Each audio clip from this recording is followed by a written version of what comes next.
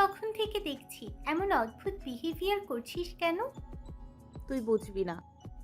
ও, আমি না বুঝলে আপনি তো বুঝেন, তাহলে এভাবে করছেন কেন? আমি ফেঁসে গেছি মানকার চিপায়। মানে? আমাকে নিচে যেতে হবে। হুম, আমাকেও বাড়ি যেতে হবে। কি? বাড়ি যাব। তাহলে এসেছিলি কেন? তোকে দেখতে। আমি আসতে বলেছিলাম? তুই না বললে আমি আসতে পারি না। এসেছিস যখন, এখন যেতে পারবি না। হুম, জানি তো। তাহলে আন্টিকে ফোন করে বলে দে। মাকে বলতে হবে না, তোদের স্বভাব মায়ের জানা, তবে আজ আমি থাকতে পারবো না। ঠিক আছে, যা। তবে মনে রাখিস, গেলে তোর সাথে আমার সব সম্পর্ক এখানেই শেষ, সাথে আমার বাড়ির সবার। এভাবে বলছিস কেন? কথা ক্লিয়ার? যদি থাকিস তাহলে সম্পর্ক থাকবে, আর নয়তো এখানেই শেষ। আরে বাবা, আমার কথাটা তো বোঝ। কোনো কথা শুনবো না, তুই থাকবি, এটাই ফাইনাল। আমি কি আসলে থাকি না, কিন্তু আমাকে আজ যেতে হবে। কেন? তোকে সেদিন বলেছিলাম না? ও হ্যাঁ, দাঁড়াও, তোমাকে পার্মানেন্ট করার ব্যবস্থা করছি। মানে? এ আসছে কচি খুকি, মানে জিজ্ঞেস করছে আমি আয়ান ভাইয়ের সাথে তোর বিয়ের কথা বলছি। তোকে কে বললো আমি তোর ভাইকে বিয়ে করব? আমার জানা আছে। দেখ গিয়ে মনে মনে ভীষণ খুশি হচ্ছে, আবার সামনে সামনে ঢং করে। তুই একটু বেশি বলছিস না? সত্যি কথা বললেই দোষ। জুইথা! ধুর বাল, চিল্লাস না তো, এমনি টেনশনে আছি, আর তোর আর ভাইয়ের বিয়ে কনফার্ম। তানিশা আর কথা বাড়ালো না। এই পেঁচানো মেয়েটার সাথে যে কথায় পারবে না ভেবে চুপচাপ উঠে দাঁড়াতেই জুথি ওর হাত টেনে বলল, যাবি? ঠিক আছে, দুপুরের ভাত খেয়ে যা। কিন্তু ওর কথার মাঝে জুথির ইনোসেন্ট ফেস দেখে আর না করতে পারল না। সে থেকেই গেল দুপুর পর্যন্ত। তানিশা থাকতে রাজি হয়ে যেতে জুথি উঠে দাঁড়ালো সানজিদা খানের কাছে যাওয়ার জন্য। জুথি তানিশাকে নিয়ে বসার ঘরে এসে ওকে সোফায় বসতে বলে নিজে গেল সানজিদা খানের কাছে। গিয়ে ওনার কাছে ঘুরঘুর করার মধ্যেও সানজিদা খান আর চোখে একবার তাকিয়ে বললেন, রান্নাঘরের কাজ কি তোমার? সানজিদা খান কথাটা বলতেই জুথি বোকা হাসি দিয়ে সানজিদা খানকে পেছন থেকে জড়িয়ে বলল, বিশ্বাস কর বড় আম্মু, বিশ্বাস কর বড় আম্মু। ও সরি মা, ওই ফোনটা একদম আমি করিনি, হারামজাদাও বলিনি। আমি কি এসব বলতে পারি বলো? হ্যাঁ তাই তো, এসব তো তুমি বলতেই পারো না। এতটুকু বলে ঘুরে জুথির কান টেনে বলল, তাহলে তুমি বুঝলে কিভাবে কেউ আমাকে কল দিয়ে এই কথাগুলো বলেছে? যদি সত্যিই এবার বোকা বনে গেল। কই সে ভেবেছিল একটু চালাক সাজবে, সেটা না হয়ে কিনা ধরা পড়ে গেল। যদি ছলো ছলো চোখে ওনার দিকে তাকাতেই উনি ওর কান ছেড়ে বুকের মধ্যে টেনে নিতে যদিও এবার মুচকি হাসতে সানজিদা খানকে বললেন, বোকা একটা, টেবিলে খাবার বেড়েছিলাম, খাও গিয়ে। হুম। যুথি ওনার কাছ থেকে এলো তো ঠিকই, কিন্তু মনে মনে আরিশের গোষ্ঠী উদ্ধার করলো যত যা খামার আছে সেগুলো দিয়ে। বেলা দুপুর, খানমহলের পুরুষরা সব জুমার নামাজ শেষ করে মাতৃ বাড়িতে ঢুকলো। সবার হাতে দুটো করে জুমার মিলাদের মিষ্টি। ওনাদের মিষ্টি নিয়ে আসতে দেখে জুথি, ফাড়ি, মণি তিনজনই দৌড়ে নিচে আসতেই জুথি লোভনীয় দৃষ্টি নিয়ে তাকাতেই ততক্ষণে আরিশও ঢুকলো মিষ্টি হাতে। যদিও তার হাতে করে মিষ্টি আনা পছন্দ নয়, কিন্তু তার মৌ কিনে আনা মিষ্টি খাওয়ার চেয়েও এই জুমার মিলাদে পাওয়া মিষ্টি খেতে বেশি পছন্দ করে বলে নিয়ে আসা। আরিশ মিষ্টি দুটো নিয়ে হাসি মুখে জুথির দিকে বাড়িয়ে দিতে জুথি মুখ ভেঙচি মেরে অন্য পাশে চলে যেতেই আরিশ ও আর দ্বিতীয়বার সাধল না, বরং এগিয়ে সুচির হাতে মিষ্টি দুটো দিয়ে বলল, মৌ যখন খাবে না তাহলে তুই বরং খেয়ে ফেল। বলে জুথির দিকে না তাকিয়ে চলে যেতেই জুথি হা হা করে সেদিকে তাকাতেই মুহূর্তে তার কান্না চলে আসে। কৈশে ভাবলো তার আরিশ ভাই তাকে মিষ্টি সাধবে, সে একটু না খাওয়ার ঢং করবে। সেখানে এটা কি হলো? যদি পুরো ঘটনা স্মরণ করে ফুসতে ফুসতে সূচির কাছে এগিয়ে ওর হাত থেকে মিষ্টিগুলো মেরে ছিনিয়ে নিয়ে ঘন ঘন শ্বাস ফেলতে ফেলতে বলল, এগুলো আমার, তুমি নিয়েছো কেন? তোমার যদি খেতে ইচ্ছা করে তাহলে বিয়ে করে স্বামীকে এনে দিতে বলো। উক্ত কথাটা বলে আর এক মুহূর্ত ওখানে না দাঁড়িয়ে মিষ্টিগুলো নিয়ে রাব পায়ে নিজের রুমে চলে গেল। এদিকে যুথির এমন কাণ্ডে সুচিত্ত পুরো যুথি মিষ্টিগুলো নিয়ে উপরে আসতেই সেগুলো খেতে খেতে পায়চারি করতে করতে মনে মনে আওড়ালো, আমাকে মারা, জোর করে বাসর করে অজ্ঞান করে রাখা, আবার মিষ্টিগুলো এনে দিল না আমাকে। এর সত্য আমি নিবই, কিন্তু কি করে নেই। ওর এমন পায়চারি করার মধ্যে হঠাৎ করে সেদিনের কথা মনে পড়ল, যেদিন আরিশ ওকে শাড়ি পরিয়ে দিয়েছিল। মেয়েটা কেমন করে তাকিয়েছিল সেদিন, পারলে তো গিলেই খেত। যুথির একথা মাথায় আসতেই ঠোঁট কামড়ে হেসে বলল, আমাকে মারা, রুমবন্দি করে রাখা, আমার সাথে এভাবে জোর করে বাসর করা। এবার তোমাকে মজা বোঝাবো চান্দু। সূর্য ডুবে গেছে বেশ কিছুক্ষণ হয়, তবে আলোটা পুরোপুরি এখনও অন্ধকার হয়নি। এখনও বেশ চারপাশে আলো দেখা যাচ্ছে। হয়তো আর কিছুক্ষণের মধ্যে পৃথিবীর বুকে অন্ধকার হয়ে রাত্রি নিয়ে আসবে। যুথি তখনের প্ল্যান অনুযায়ী মাগরিবের নামাজ পড়ে ইভার রুমের সামনে এসে দরজা নক করতে বলল। বনু ভেতরে আসি। আয়, দরজা খোলাই আছে। যুথি দরজাটা ঠেলে ভেতরে আসতেই দেখে রনি রেডি হয়ে আয়নার সামনে চুল আঁচড়াচ্ছে। এটা দেখে যুথি বলল, রনি ভাই, আপনি চলে যাচ্ছেন? মেজো আপু। রাতে আসবেন? কাল সকালে তোমার আপুকে নিয়ে যাব। আসতে তো হবেই। আচ্ছা, আসার সময় আমার জন্য চকলেট নিয়ে আসবেন। আচ্ছা। রনি আচ্ছা বলতেই যুথি ইভার কাছে এগিয়ে বলল, বনু, তোর না লাল একটা সিল্কের শাড়ি আছে, যেটা তুই কিছুদিন আগে কিনেছিলি? ওইটা আমাকে একটু দে না। কি করবি? পরবো। আলমারিটা খোল, দেখ কাতারে ঝোলানো আছে।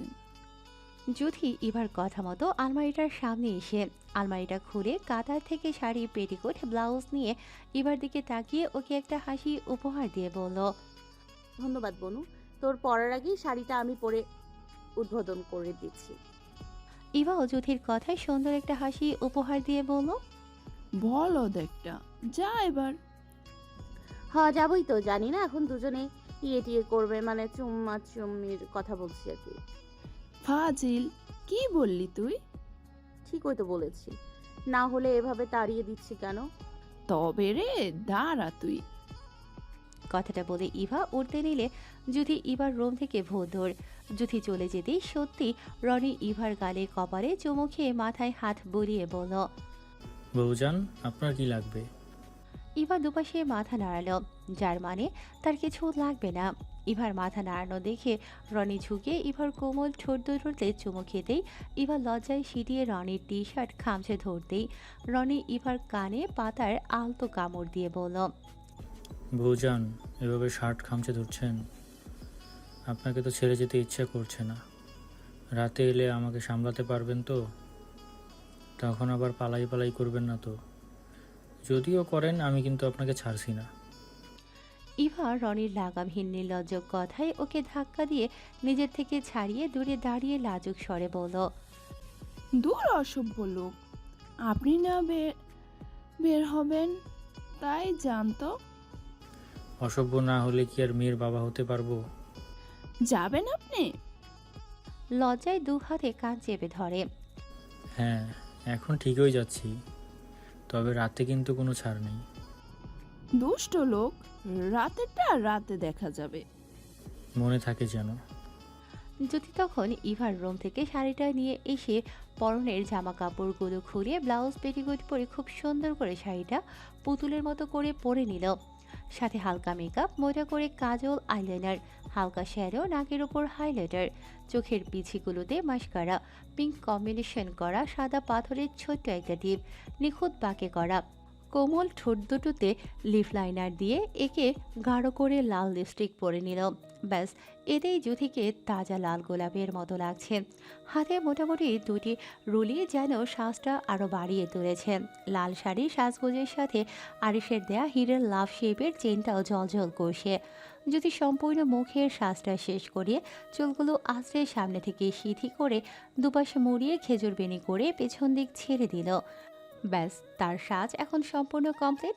যুথির সাজ সম্পূর্ণ শেষ হয়ে যেতেই আয়নার কাছ থেকে একটু পিছিয়ে আয়নার নিজেকে দেখে মুখে হাত দিয়ে নিজেই নিজেকে প্রশংসা করে বলে উঠল, আল্লাহ জ্যোতি, তুই এত সুন্দর, তোর তো তোকেই বিয়ে করা উচিত ছিল। আল্লাহ, মনে হয় তোকে অনেক টাইম নিয়ে বানিয়েছে, তাই তুই এত সুন্দর। এজন্যই মনে হয় এই হারামজাদাটা তোকে ভুলিয়ে ভালিয়ে বিয়ে করেছে। যুথি একা একা নিজেকে নিয়ে আরও অনেক কিছু বকবক করে আবারও একা একাই বলল, জ্যোতি, তুই এবার নিজেকে নিয়ে একটু বেশি বলছিস না? নিজের এত প্রশংসা না করে ভাব মোকলেসের সামনে কেমন করে এন্ট্রি নিবি। যুথি বিছানায় পা দুলিয়ে ভাবতে ভাবতে কিছু একটা মাথায় আসতেই মুচকি হেসে উঠে দাঁড়ালো।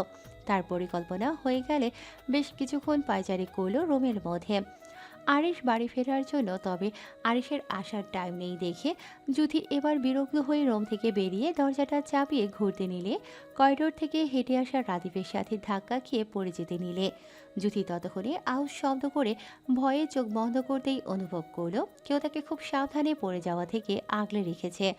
যুথি নিচে পড়ে যায়নি এমনটা মনে হতেই পিটপিট করে চোখ মেলে তাকাতেই দেখলো রাদীপের হাঁ হয়ে যাওয়া মুখটা। যুথি রাদীপকে নিজের দিকে এভাবে হাঁ করে এক দৃষ্টিতে তাকিয়ে থাকতে দেখে ওর থেকে কোনো রকম সরে এসে সৌজন্য হাসি দিয়ে বলল, তোমাকে ধন্যবাদ রাদীপ ভাই, আমাকে পড়ে যাওয়ার থেকে বাঁচানোর জন্য। আমি এখন যাই। বলে একবার সামনে রাখতেই রাদীপ তখনও যুথির দিকে এক দৃষ্টিতে তাকিয়ে বলল, সে টোলপাড়া হাসি, ঠোঁটের নিচে তেল। আজ এমন সাজ আমাকে সে আগের অনুভূতি দিচ্ছে। কেমন নেগেটিভ ফিল হচ্ছে। রাদীপের এমন কথায় যুথি রাদীপের দিকে ঘুরে বলল, তুমি বিবাহিত রাদীপ ভাই, এসব কথা বলবে না। তোমার চেহারা, তোমার হাসি কিছুতেই তো ভুলতে পারি না আমি। তুমি শুধু একবার বলো আমার কাছে আসবে, বাকি সবটা আমি বুঝে নিব। রাদীপ যুথির দিকে তাকিয়ে এমনভাবে কথাগুলো বলল যুথির কেমন একটা ফিল হলো। রাদীপ যদি বিদেশ থেকে এসে পরপরই যুথিকে ভালোবাসে বলতো তাহলে হয়তো নরম হৃদয়ের যুথি রাদীপকে নিজের সবটুকু দিয়ে ভালোবাসত। রাদীপ সেটাকে রুমবন্ধী নয় বরং স্বাধীনতা দিত। কিন্তু আফসোস তার বলতে দেরি হয়ে গেল। যুথির রাদীপের কথায় খারাপ লাগলো কিন্তু সেটা বুঝতে না দিয়ে বলল, সেটা সম্ভব নয়, কারণ আমার হৃদয়ে ওনার নাম স্থাপিত হয়ে আছে। আমার মস্তিষ্কে সারাক্ষণ উনি বিচরণ করেন। ওনাকে ছাড়া আমি এমনিতেই দম বন্ধ হয়ে মারা যাব। কখন কিভাবে ওনার প্রতি এতটা দুর্বল হয়েছি জানি না, তবে এতটুকু জানি উনি ছাড়া আমার কোনো অস্তিত্ব নেই। উনি আমার স্বামী, আমি ওনাকে ভালোবাসি, ঠিক ততটাই ভালোবাসি যতটা ভালোবাসলে নিজের জীবনটা কোনো কথা ছাড়াই ওনার নামে লিখে উৎসর্গ করে দিতে পারি। বলে যুথি চলে যেতে নিলে রাদীপ যুথির হাত ধরে ওকে ঘুরিয়ে ওর হাত ওর পেটের সাথে চেপে যুথির পিঠ ঠেকালো রাদীপের বুকে। অতঃপর রাদীপ যুথির ঘাড়ে মুখ ঠেকিয়ে বলল, তুমি আমার হলে খুব বেশি কি ক্ষতি হয়ে যেত? ততক্ষণে যুথি রাদীপের কথা ও এমন কাজে রাদীপের থেকে ছাড়া পাওয়ার জন্য ছোটাছুটি করে বলল, কি করছো রাদীপ ভাই? আমাকে ছাড়ো, ছাড়ো না। কিন্তু রাদীপ ছাড়ল না, বরং যুথিকে ঘুরিয়ে ওর বুকের সাথে জড়িয়ে তাচ্ছিল কণ্ঠে বলল, যদি এভাবে অধিকার জড়িয়ে ধরে রাখতে পারতাম তো সারা জীবন এভাবে জড়িয়ে রাখতাম। রাদীপের কোনো কথায় যুথির মন নেই। রাদীপকে নিজের থেকে ঠেলে সরাতে চাইলে রাদীপ ছাড়ল না যুথিকে। রাদীপ যুথিকে ছাড়ে না বলে যুথি রাদীপের বুক থেকে ছাড়া পাওয়ার জন্য হালকা চেঁচিয়ে বলল, ছাড়ো আমাকে। উনি এসে আমাকে এই অবস্থায় দেখলে উল্টো আমার ওপর রেগে যাবে, আর তখন আমার সব প্ল্যান ভেস্তে যাবে। যুথির এমন চেঁচামেচির শব্দ পেয়ে রোদ রাদীপের রুম থেকে বেরোলো দেখার জন্য কে এভাবে ছাড়ো বলে চিৎকার করছে। রোদ বেরিয়ে চোখের সামনে এমন একটা দৃশ্য দেখবে সে খুনা করেও বুঝতে পারেনি। রোদ আসতেই রাদীপ তখনও ছাড়ল না যুথিকে। যুথি এবার সহ্য করতে না পেরে রাদীপের হাতে কামড় দিতেই রাদীপ ব্যথায় ওকে ছেড়ে দিতেই যুথি রোদের দিকে না তাকিয়ে দৌড়ে নিজের রুমে চলে গেল। যুথি চলে যেতেই রোদ শূন্য চোখে বেশ কিছুক্ষণ রাদীপের দিকে তাকিয়ে থেকে চুপচাপ সেভাবেই রুমে চলে যায়। রোদ চলে যেতেই রাদীপও রোদের পিছু রুমে চলে আসে। রাদীপ রুমে এসে কিছু না বলে ফ্রেশ হতে ওয়াশরুমে চলে গেল। রাদীপ চলে যেতেই রোদ আর পারল না নিজের কান্না আটকে রাখতে।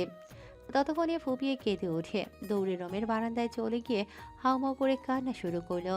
রোদ জানে রাদীপ যুথিকে ভালোবাসত, হয়তো এখনো ভুলতে পারছে না, কিন্তু রোদ রাদীপের বউ হয়ে সেটা মানা দুষ্কর।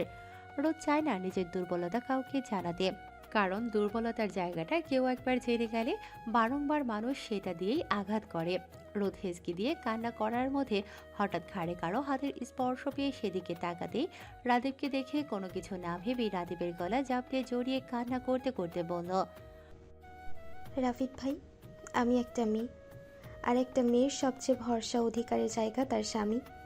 তাহলে আপনি আমার সেইটুকু কেন কেড়ে নিচ্ছেন? স্বামীর অধিকার নিলেন, কষ্ট দিলেন। কই, আমি তো কিছু বলিনি। বরং আমি তো আপনার সব কিছু মেনেই নিয়েছি। তাহলে আপনি কেন? রোদ হেসকি দিয়ে কান্না করে কথাগুলো বলার মধ্যে রাদিফ রোদকে কুলে তুলে বারান্দা থেকে রুমে এনে রোদকে বিছানার ওপর বসিয়ে রোদের চোখের পানি মুছে দিতেই রোদ তখনও হেসকি দিয়ে সমান তালে কাঁদছে দেখে রাদীপ বলল, নারীর নীরবতা চোখের পানি পুরুষকে বাধ্য হতে বাধ্য করে। তোর আর আমার বিয়ে হলো 12 দিন, যে 12 দিন তুই শুধুই কেঁদেছিস।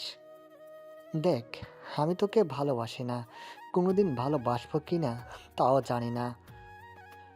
তবে এটাও বুঝতে পারছি, ভালোবাসার মানুষটা চোখের সামনে ভালো থাকলে আমারও ভালো লাগবে। তবে এটাই, যাকে ভালোবেসেছি সে চোখের সামনে সর্বক্ষণ থাকলে ভালোবাসাটা হৃদয়ের এক কোণে থেকেই যায়। তবে আমি চেষ্টা করব তোকে ভালোবাসতে, তোকে বইয়ের মর্যাদা দিতে। ভুলে যাস আমার করা এতদিন অত্যাচারগুলো। এতটুকু বলে থেমে আবার বলল, আমি তাকে চেয়েছিলাম, এমন তো কোনো কথা নেই তাকে পেতে হবে। সে থাক না অন্য কাউকে জড়িয়ে ভালো। আমি না হয় ইতিহাসের পাতা উল্টিয়ে দূর থেকে নয়, কাছ থেকে দেখব। দূর আকাশের সন্ধ্যা তারা দেখে অন্ধকারে হারিয়ে গেছে ভাববো। তবুও চাইবো সে ভালো থাকুক। সে যাকে চায় সে যেন তাকে আকাশ সমান ভালোবাসে, ভালো রাখে। আমার এতটুকুই সাপা।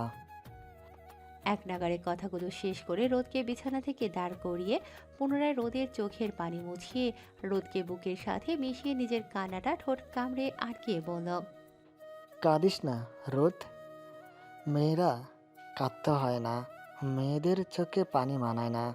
তুই হাস, ততটাই হাস যতটা হাসলে তুই ভালো থাকবি। আপনি আমায় ভালোবাসবেন? চেষ্টা করব। কষ্ট দিবেন? না, একটা বাচ্চার মা বানাবেন? ভবিষ্যতে যদি দুটো বাবু চাই? দিব। সত্যি? হুম। দুজনার আর কোনো কথা হলো না। রুম জুড়ে নীরবতা বিরাজ করলেও তবে হয়তো এখান থেকেই শুরু হবে না হওয়া এক ভালোবাসার শুরু। দুটি মন বৈধতার বেড়াজালে মায়ায় মোড়ানো গল্প। তবে শেষটা ভালো হোক এটাই কামনা। যদি তখন রাদীপের থেকে নিজেকে ছাড়িয়ে রোমে এসে রাদীপের কর্মকাণ্ডগুলো মন থেকে ঝেড়ে ফেলে বেশ সময় অপেক্ষা করলো আরিশ বাড়ি ফেরার। কিন্তু আরিশ এখনো আসছে না দেখে একবার রোমের বারান্দায় যাচ্ছে তো আরেকবার রোমে আসে। ওর এমন পায়চারি করার মধ্যে বারান্দায় গিয়ে দোলনাটায় বসতেই আরিশ আয়ান একসাথেই এলো বাইক নিয়ে। কি একটা স্বভাব!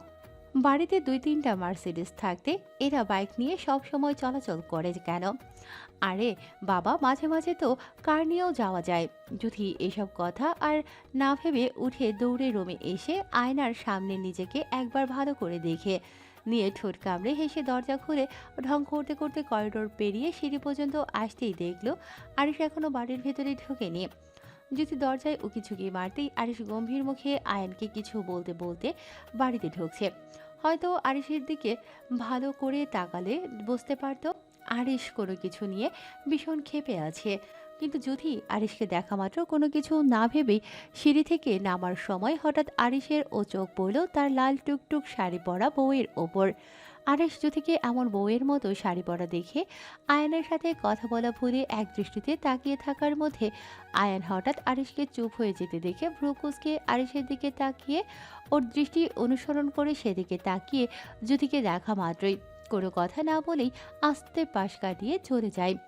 ওদিকে আয়ান চলে যেতেই জ্যোতি আশপাশ তাকিয়ে কাউকে দেখতে না পেয়ে যখন বুঝতে পারলো আরিশ ওর দিকে এক দৃষ্টিতে তাকিয়ে আছে, তখন শাড়ির আঁচলটা সম্পূর্ণ কাঁধের উপর উঠিয়ে হলুদ পর্ষা পেটটা সম্পূর্ণ উন্মুক্ত করতেই আরিশ সেদিকে তাকিয়ে ঢোক গিলে চোখ বন্ধ করে নিয়ে মাথা চুলকাতেই জ্যোতি ততক্ষণে সিঁড়ি বেয়ে নামতেই আরিশ চোখ মেলে জ্যোতির দিকে তাকিয়ে বলল, আমার সব ক্লান্তি দূর হয়ে গেছে। বলে হাত উঁচিয়ে জ্যোতিকে ইশারায় কাছে ডাকতে জ্যোতি ভেঙচি কেটে ওকে ইগনোর করে রান্নাঘরে চলে যেতেই আরিশ জ্যোতিকে ওকে ইগনোর করতে দেখে হাত দুটো মুঠে বন্ধ করে নিঃশ্বাস ফেলে চিবিয়ে চিবিয়ে বলল, বেয়াদব নারী, অবাধ্য হতেই হবে। বলে রান্নাঘরের দিকে যেতে দেখে যুথি সানজিদা খানের সাথে রাতের খাবার রেডি করতে সাহায্য করছে। এটা দেখে আরিশ নিজেকে স্বাভাবিক করার চেষ্টা করে বলল। মৌ, রুমে আয়। আরিশের গলা পেয়ে যুথি সানজিদা খানের পেছনে লুকাতেই লিমা খান সেদিকে তাকিয়ে বললেন,